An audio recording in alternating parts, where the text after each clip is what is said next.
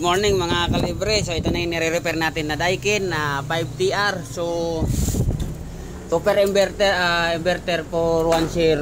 So yan ang gumagana na mga kalibre. Ito yung binaya ng butike. So ang error nito ay C2-03. So yan ang gumagana mga kalibre.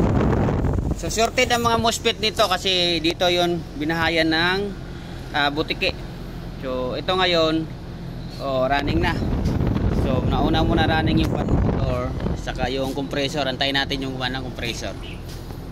Yan lumalamig pa, nagmo-moist pa yan Pero wala pang tubo, sarado kasi ito.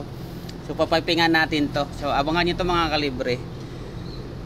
MOSFET ang sira nito Over voltage ang over voltage yung error nito. So antayin natin na gumana na yung compressor.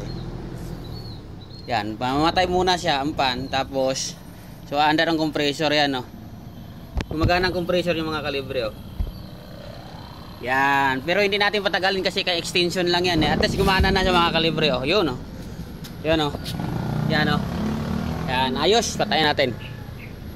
Yan. Yan, gumagana na yan mga kalibre. Yan, patay na. So, yan ang pan motor, tuloy-tuloy lang.